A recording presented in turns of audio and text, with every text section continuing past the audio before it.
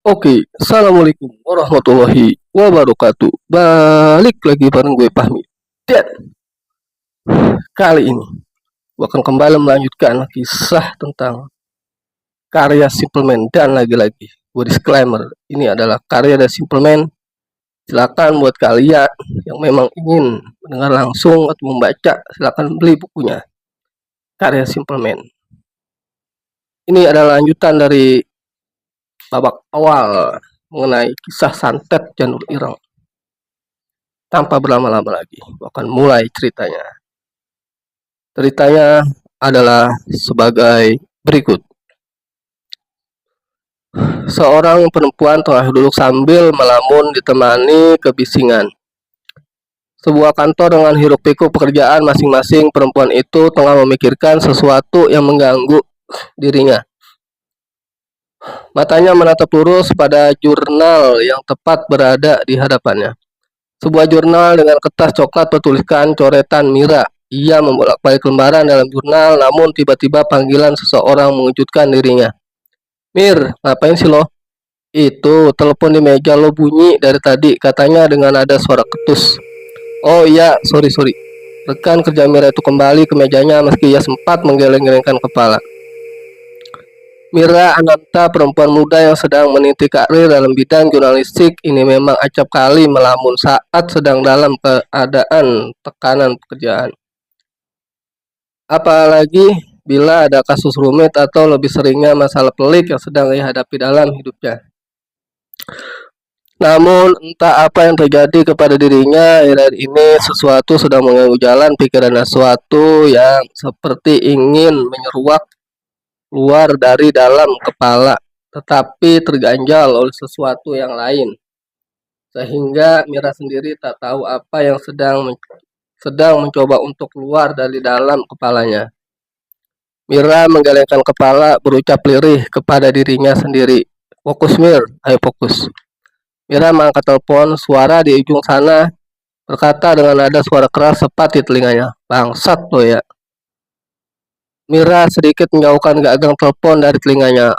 Lo kenapa sih dari tadi nggak diangkat-angkat? Iya, sorry. Gue tadi di kamar mandi soalnya. Mira menyepit gagang telepon di bahu dan kepalanya sembari mencoret-coret buku jurnal dengan pena yang ia temukan di atas meja. Sebuah kebiasaan yang terkadang Mira tersadar melakukannya jika orang lain membaca jurnal itu pasti tak akan mengerti. Coretan yang Mira buat meski terlihat terampangan sebenarnya memiliki pola. Ya sudahlah, gini loh Mir, kata perempuan telepon. Suaranya kali ini terdengar cukup serius. Gue baru aja dapat kabar kalau ditemukan mayat di sebuah gubuk di ladang tebu. Nah, Riko kan lagi kerjaan lain yang harus selesai hari ini. Gue mau minta lo pergi ke TKP gantiin dia buat ngecek sekaligus ngerilis berita ini jadi headline besok. Lo bisa pergi sekarang sana kan? Sekarang nggak? Nggak, Mir, tahun depan. Tahun depan kok. Ya sekarang lah, seburu tuh mayat udah jadi tulang. Hening Mira berpikir mayat. Entah apa yang baru saja Mira rasakan, dia memiliki firasat yang buruk akan hal ini. Sesuatu yang bisa ia prediksi kadang-kadang. Mira, teriak si perempuan di ujung telepon. Gimana? Lo bisa nggak pergi? Iya mbak, bisa kok. Gue siap-siap ya. Alamatnya di mana mbak? Mira persiapan kertas di jurnal. Sesaat Mira tertegun menatap coretan di buku jurnal. Sejak kapan gue nulis ini? Jalan Wakusobo nomor 43 Desa Jagor Padat. Mira segera menulis alamat tersebut. Setelah selesai perempuan itu mengatakan kepada Mira, gue pengen lo dapat detail kasusnya. Kalau bisa identitas mayatnya juga. Gue mau kita lebih di depan dari media lain. Ngerti kan maksud gue Mir? Ya mbak, ngerti. Oke, gue tunggu nanti malam laporannya. Thanks ya Mir. Good luck. Mira menutup telepon. Oke, gue tunggu nanti malam laporannya. Sejenak Mira menatap alamat yang baru saja dia tulis, tapi ia tak peduli dengan hal ini. Sebaliknya Mira malah lebih tertarik pada halaman berikutnya. Halaman sebelumnya. Mira membalik lembaran halaman kertas jurnal tempat tadi yang mencoret-coret kertas serta tak sengaja. Saat sedang mendengarkan suara telepon, Mira melihat sesuatu yang ganjil, sebuah bola yang membentuk aksara Jawa. Mira melangkah turun dari dalam mobil setelah menempuh 2 jam perjalanan. Ia menatap ke sekeliling tempat ini, jauh dari tempat pemukiman padat penduduk. Dari rumah terdekat saja membutuhkan setidaknya 30 menit perjalanan, sehingga tak mengejutkan bila tempat seperti ini menjadi tempat ditemukannya mayat misterius tanpa identitas. Mira sejenak terdiam berpikir apakah mayat itu benar-benar korban pembunuhan sehingga harus dibuang seperti ini. Berbekal kartu jurnalis yang ia miliki, Mira mendekati salah satu petugas kepolisian yang sedang berjaga di depan garis kuning. Tempat ini ramai dipenuhi orang-orang menonton. Warga-warga setempat ada penasaran. "Anda mau apa?" kata petugas polisi yang menjaga pada Mira.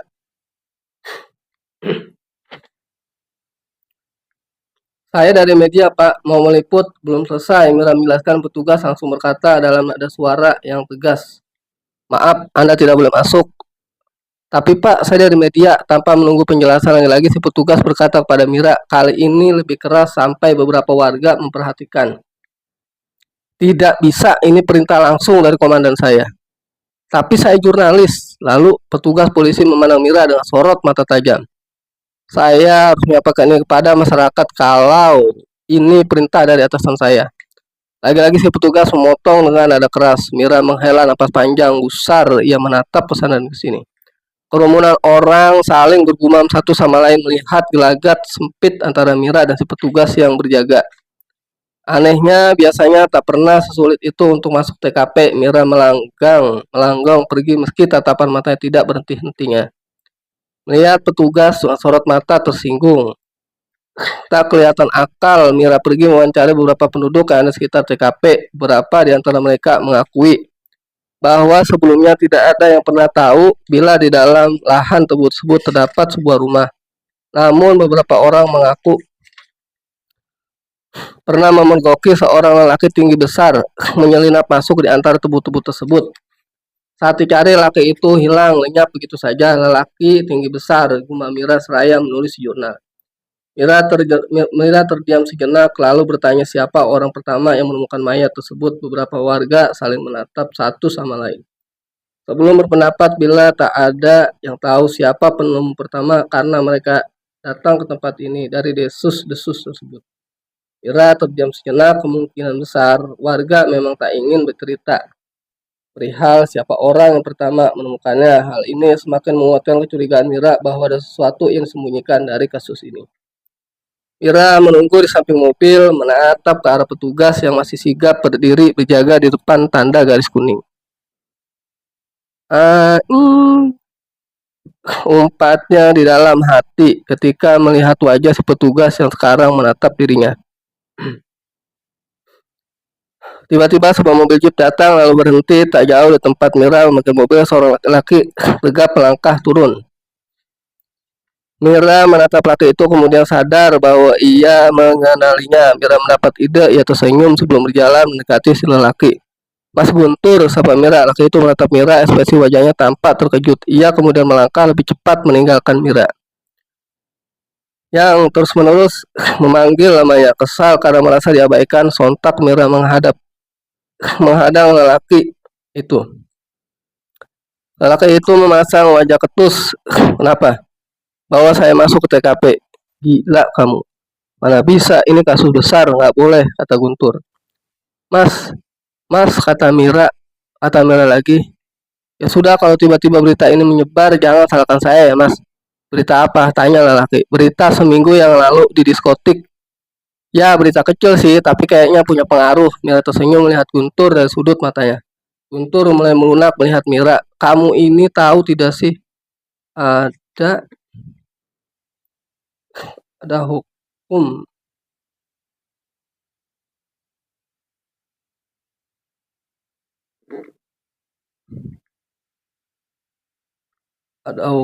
jangan sampai kamu jebloskan penjara karena memeras petugas." "Sorry teman-teman, ini bacaan kurang jelas." Lanjut. Mira menatap si lelaki tajam. "Saya nggak meras, Mas. Hanya cerita kok." yang kebetulan ditulis di kertas saja. Masa begitu sebut pemerasan? Mira tersenyum geli. Jancuk, gumam Guntur kesal. Ia memandang ke sekeliling. Ya udah, ayo ikut saya masuk. Tapi ini terakhir ya. Jangan pakai cara ini lagi, atau kamu tak jebluskan ke penjara. Mira tersenyum puas ketika melihat wajah petugas penjaga yang tak dapat berbuat apa-apa. Ia melanggang pergi melewati garis kuning. Setelah menempuh kurang lebih 200 meter dari jalan utama, Mira baru dapat melihat sebuah rumah gubuk yang disusun dengan kayu-kayu tua secara serampangan seperti rumah biasa.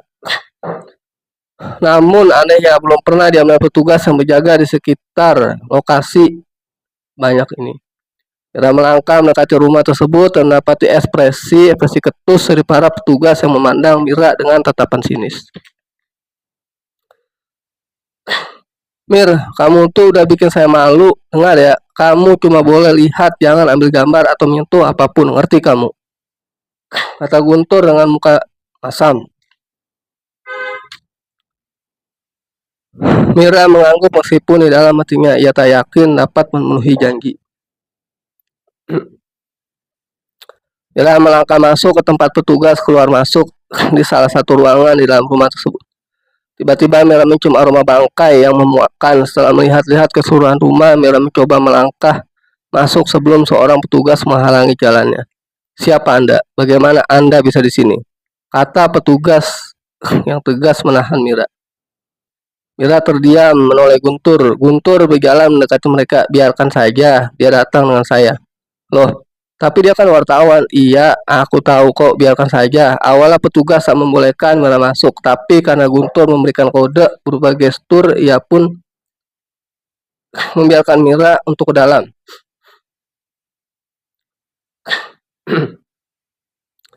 Begini mayat yang akan Anda lihat kondisinya. Si petugas sampai menahan diri memprihatinkan. Mira tak peduli, ia melihat langsung tanpa membuang-buang waktu. Ia melesat masuk ke ruang tersebut. Mira melihat secara langsung mayat lelaki duduk bersila di atas dipan kayu dengan kondisi tampak kepala. Aroma bangkai tercium begitu menyengat membuat Mira langsung menutup hidung sebelum isi dalam perutnya menyuruak naik. Ia segera meninggalkan ruangan untuk memuntahkan sarapannya. Masih tak habis pikir bagaimana ini dapat terjadi. Siapa dia? Batin Mira sembari menatap nanar sosok itu ketika Mira kembali masuk ke dalam ruangan. Kamu sudah lihat kan? Sekarang kamu bisa pergi, Mir. Kamu bisa menulis semua yang kamu lihat, kata petugas Guntur sembari mengisap sebatang rokok di mulutnya. Bentar, siapa dia? Belum ada yang tahu identitas dari mayat ini. Kalau nanti hasil identifikasi sudah keluar, akan aku kabari. Mira tak menjawab, ia hanya diam dan pikir. Guntur meninggalkan Mira setelah mengatakan bahwa ia akan mengurus semua. Mira kembali mendekati sosok mayat misterius itu, melihatnya lebih teliti. Di gubuk ini Mira mendapati beberapa benda-benda aneh, seperti bambu petung, kendi-kendi, serta berbungaan beraroma kemenyan. Mira mencoba mengamati semua ini hingga terpikir di dalam kepalanya. Apakah mungkin sosok ini adalah seorang dukun? Tapi mungkinkah itu? Mungkinkah masih ada hal seperti ini? Mira tak habis pikir. Siapa yang bisa sekeji ini memenggal kepala orang seakan-akan semua ini adalah hal yang biasa. Di tengah-tengah pikiran yang berkecamuk, Mira menyadari sesuatu saat dia menghadap arah lain. Di hadapannya Mira melihat ruangan lain dengan pintu ditutup. Mira menatap sekeliling, memastikan tak ada petugas yang memergoki dirinya. Perlahan-lahan Mira mendekat ke pintu sebelum melesat masuk ke ruangan tersebut. Di balik pintu tersebut, Mira melihat sebuah ruangan lain yang kosong dengan sedikit perabotan di dalamnya. Terdapat sebuah dipan kosong dengan tirai putih yang menutupinya.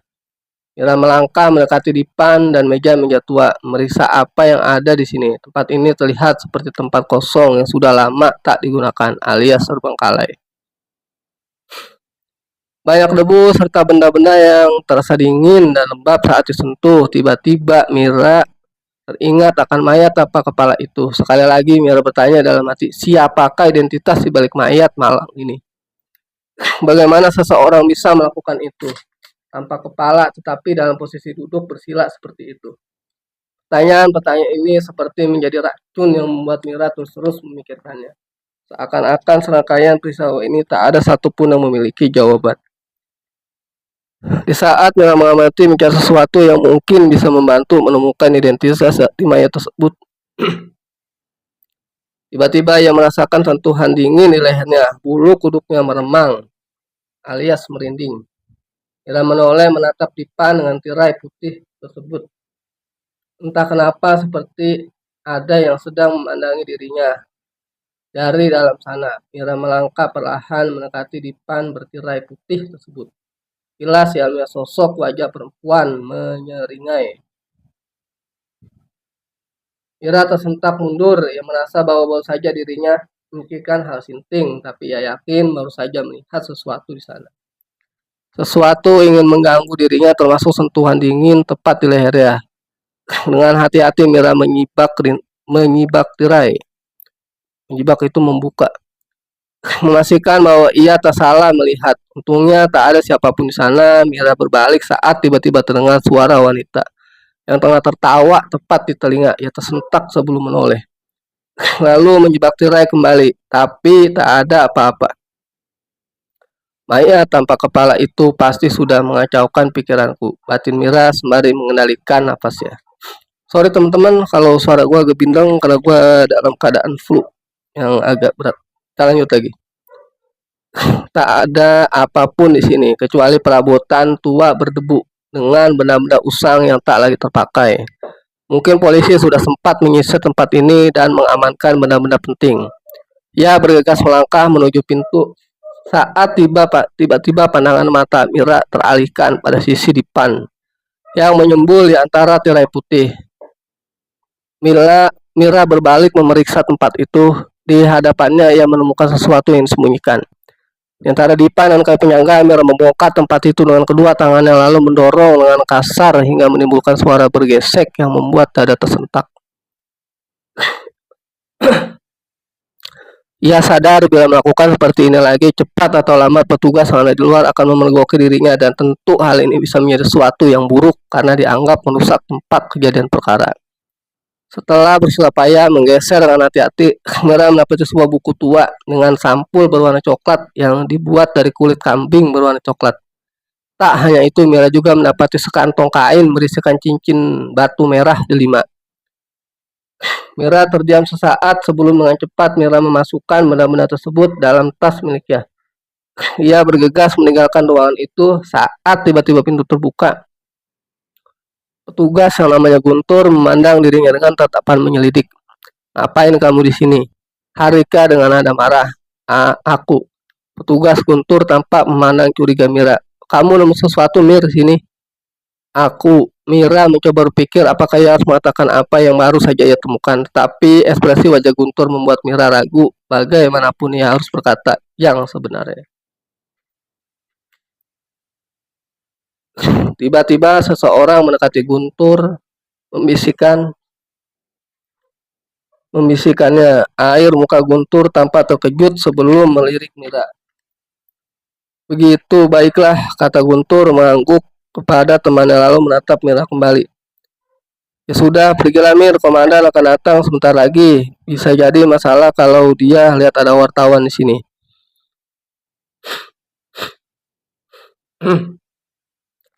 Mira mengangguk ia bersiap melangkah pergi, tapi Guntur tiba-tiba menahan tangan Mira sembari menatap dirinya tajam.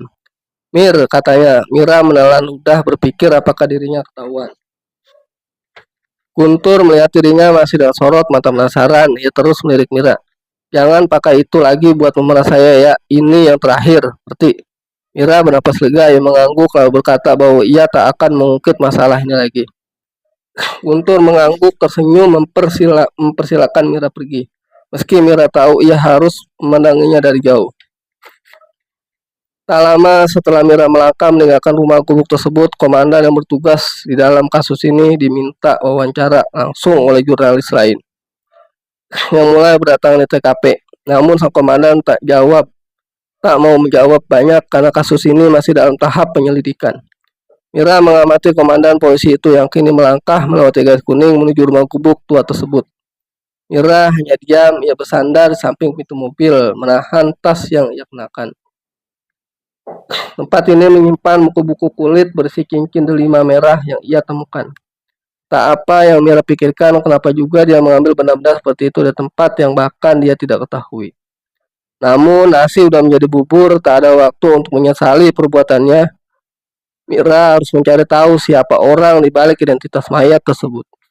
Mungkin saja benda-benda yang dia temukan ini dapat berguna nanti. Mira membuka pintu mobil, bersiap untuk pergi saat tiba-tiba firasat tidak enak muncul. Ia baru sadar saat memandang ke depan. Tak jauh dari tempat mobil terparkir ada seseorang yang sedang memperhatikan dirinya. Wanita tua dengan kebaya dan rambut disanggul khas wanita Jawa yang terhormat. Ia berdiri di samping mobil hitam. Terjadi kontak mata antara Mira dengannya. Ia melempar senyum lalu mengangguk sebelum masuk ke mobil. Mobil hitam itu melekat meninggalkan Mira yang masih bertanya-tanya dan mengingat-ingat apa ia mengenal wanita itu. Mira meninggalkan tempat itu menuju kantor untuk memulai menulis berita tentang peristiwa hari ini. Dia sudah merencanakan membuat sebuah judul mayat tanpa kepala di ladang tebu. Oke, teman-teman. Gua rasa itu dulu. Makasih banyak udah nonton, udah join dari awal hingga akhir. Kalau memang cerita ini bagus dan terhibur buat kalian semua, bantu kasih jempol ke atas. Dan buat kalian yang baru berkunjung di Baper TV, gue butuh bantuan kalian dengan support dengan cara subscribe, like, share, dan komen. Dan terakhir, gue mohon maaf bila dalam episode ini suara gue agak terbata-bata, ya kurang jelas karena memang gue lagi dalam keadaan flu. Makasih banyak, ikuti terus channel gue dan gue akan berikan sajian kisah yang lebih horor lagi. Makasih banyak. Salam merinding. Gue Fahmi dari Kota Depok. Salam bos enemy. Wassalamualaikum warahmatullahi wabarakatuh.